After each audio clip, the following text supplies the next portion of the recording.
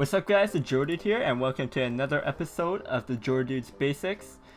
Moving on from the first episode where we talked about the basics of deck building, I want to take it one step further and talk about aggro decks. So, aggro decks are what I mentioned in the first video about deck building was that when you want to build a deck, you have to balance out the play point curve. However, one of the exceptions was aggro decks. And aggro decks are decks where you're trying to kill your opponent as soon as possible. So you want to have an explosive early game, like from turn 1. I would consider early game 1, 2, 3, and 4.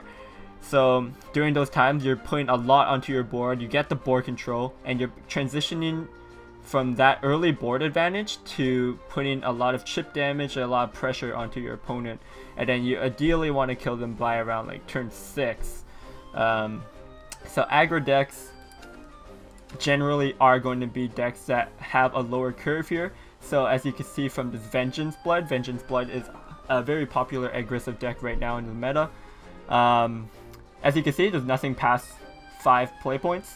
Everything is stuffed between turns 1 to 5. Like I was saying earlier, I consider the early games 1, 2, 3, and 4. There's only 3 1-cost cards because of the interaction with Air Jammer. The interaction, you don't want to pull any 1-cost cards, so all the followers start at 2. But yeah, the deck's very low cost. There's tons of 2-cost cards. Pretty heavy on the 3, 4, and 5. Those are all 8 each. But yeah, when you're building aggro decks, you might not have all the cards for Vengeance Blood because there's quite a bit of legendaries, as you can see, like the Belfagor and Soul Dealers. But if you're playing another type of aggro deck would be aggro Shadow. And look at this curve. 16 2-cost cards, 9 1-cost card.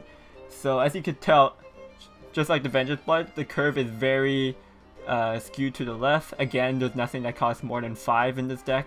The reason why you don't want to play cards that are more expensive, like if you were playing Vengeance Blood and then you're thinking, oh, why don't I play cards like Alucard instead, or well, someone did at the Rage tournament he won with Alucards, but generally you wouldn't play like 7-cost cards in your deck in an aggro deck. The reason for that being is, sure, it might have some strong late game pressure, or it could do some strong late game damage, but if you happen to draw this in the early game, say like your hand is Alucard, and I don't know, like Belfagor, then you can't do anything for the first few turns, which is essentially how you win the game. Like a lot of times when you're playing aggro decks, the outcome of the game is going to be determined by your first couple turns. That's why I really don't like putting expensive cards in my aggressive decks, and that's why I usually top off at like 5, maybe 6. So when you're building card choices when you're building an aggro deck, generally you want to look for cards that are very aggressive, and you know that they could get some chip damage in, or if they stick on the board, they could do a lot of damage. So things like Blood Wolf is a obvious pick for an aggro blood because it has Storm. You don't really care about taking damage to yourself, but because you could do Storm, because it has Storm, you can play this card on turn 2 and attack face immediately.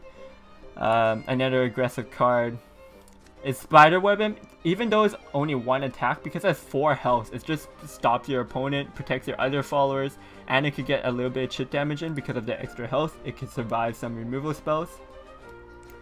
More aggressive cards are cards like Dark General. Again, it has Storm for 4 damage when you're in Vengeance. Craze Executioner is not a card that's commonly played in aggro blood. However, some players play it. Like I've seen it in the SCL Japan versus Taiwan Invitational. Some people play the Craze Executioner because you play it on turn 3. It does 2 damage to yourself, but you don't care because you play Belfagor after. But if your opponent can't deal with it, it's doing 3 damage, which is a lot. That's another thing to keep in mind when you're playing aggro decks, is that every single point of damage matters a lot. So when you're playing aggro decks, you have to consider how every time you're not going face with something, you have to consider will I have enough damage to kill my opponent? Because there's a lot of times where you just kill them by like 1 over lethal or exactly lethal, and there's going to be a lot of times where you're off lethal by like 1 or 2 points. So that's why damage calculation is very important when you're playing aggro decks, and that's why you're playing as the most aggressive kind of followers as you can. That's like good quality minions, because you want them to stick on the board, or you want it to get direct damage in as soon as possible. As well as aggressive followers, you want to build your decks to have cheap, efficient removal cards is usually nice. So in like aggro rune, you have like piercing rune. In shadow, you would still play zombie party sometimes. In blood here, we see that there's a hungry horde. Some people play more than one, they have like 2 or 3. It's very efficient removal, 3 damage kills a lot of stuff. Razor Claw could kill a lot of stuff. Cheap removals only cost 2. Diabolic Drain is really good in Vengeance Blood because a lot of times you're going to be playing it for 1 cost, because it's so easy for you to go into Vengeance. So cheap removal is efficient. It removes your opponent's follower, and it lets you keep pushing damage with the minions the followers you already have on the board. Speaking of efficient and tempo spells, you also want to have direct burn damage is pretty key when playing an aggro deck, because there's a lot of times it's very common where you get the board early, but you play your entire hand doing so, and you get that early chip damage in, but your opponent starts to stabilize either through AoEs or just better value cards. And once you start running out of steam, aggro decks typically don't have much card draw. So when you're at the top decking stage, you really want to have those burn cards like Razor Claw, Blood Wolf, even Blood-Fed Flowerbed. Cards that could go past ward. Blood Wolf doesn't, but like Razor Claw, cards that could go past ward, or you could just play and it does instant damage, is really good in is needed in aggro decks, so you could get that additional reach and close out the game. Because it's a lot of times you don't win just because you have the dominating board control that you took from early game. A lot of times you're going to lose that board control, and then you're starting to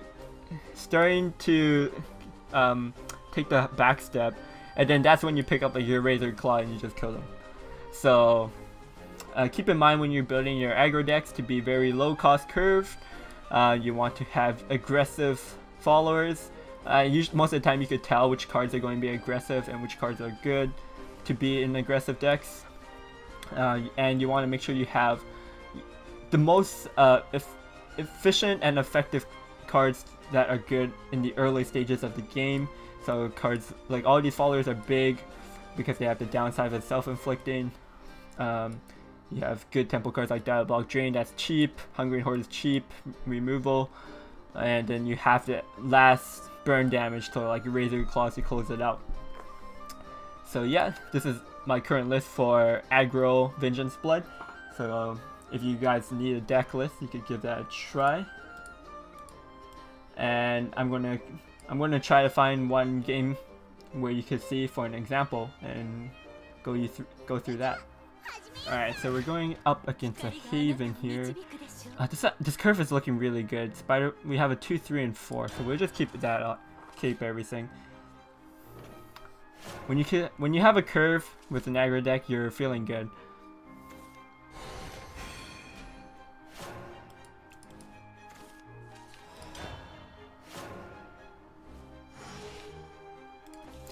Oh man, so we get the Imp into the Succubus, the Belphegor, and the Air Jammer.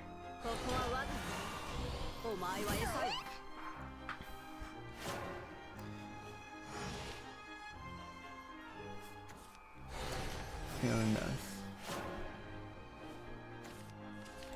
Yeah, so we just throw in the Succubus here. The Succubus is actually going to get the effect off because the weapon put me at a lower life than the Haven did.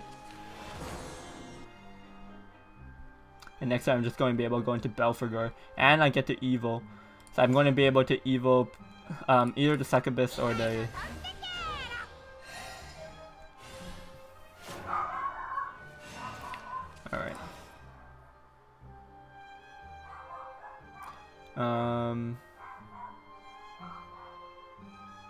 There's some value into going Soul Dealer this turn, because it should be able to trade into... Yeah, we're going to start off with the Soul Dealer, because that puts me at 9 life, and Belphegor won't do any more damage to me. And we're going to evolve the Succubus, because the Succubus is protected by both the Soul Dealer and the Imp.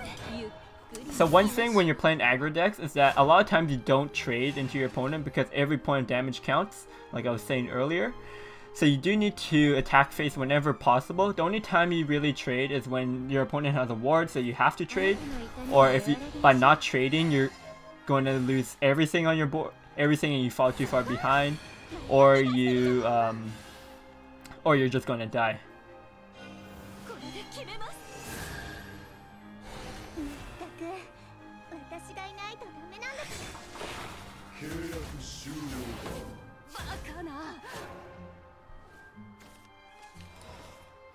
So this turn I have either the option Air Jammer or Belphegor plus Diabolic Drain. I kind of want to go for the Diabolic Drain, so I'm going to start off with the Belphegor.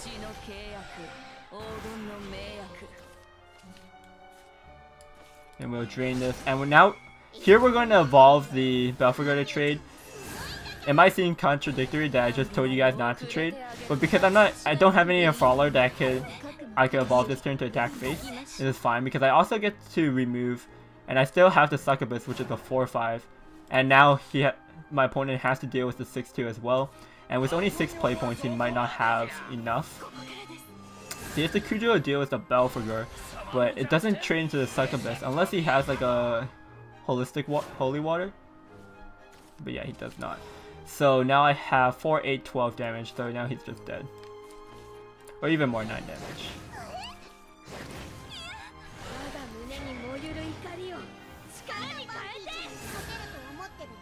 Yeah, so like I said, like that extra burn damage too came in handy for that last bit of reach, having the Razor Claw options. And that's pretty much aggro in a nutshell. You kill your opponent on turn 6, as you can see. I went face pretty much every time. Like that one turn I could have traded into his 3/3 Frog, but instead I decided to go face, which paid off because that let me kill him this turn. If I had traded that on that turn, I wouldn't have been able to kill him on turn 6. Probably on turn 7 I'd be able to. And trading into evolving the Belphegor to take the trade is fine because I'm getting the board control with that Evo trade, but I'm also pushing more damage in because my Succubus could go face, and I still had one more Evo point on my next turn that I could use to kill my opponent. So if I had saved my Evo there, like there's really no point because I'm trying to kill my opponent the next turn, and I won't get a chance to use that last Evo. So that's pretty much the gist of it. I hope you guys took something from this video. Aggro is something that takes practice to get perfected. I still make mistakes, I think, when deciding when to trade, when to not, at times. But yeah, just keep practicing. Once you get a better feel of the deck, getting used to being aggressive, you'll get to know, and your opponent's decks, you'll get to know better when you could go face, when not to go face. I'll make a whole separate video about trading or not trading later on in the series, but yeah, that's pretty much it for aggro deck building and just some little bit of in-game advice when playing it out. Definitely try it out. It's definitely something where newer players could get into quicker because aggro decks are typically cheaper to build as well. And yeah, thanks for watching, guys. Hope you enjoyed. If you enjoyed the video, make sure you give this video a thumbs up and subscribe to my channel. And also make sure you check out my other links in my description, like my Twitch, my Twitter. And I'll see you guys next time. Peace.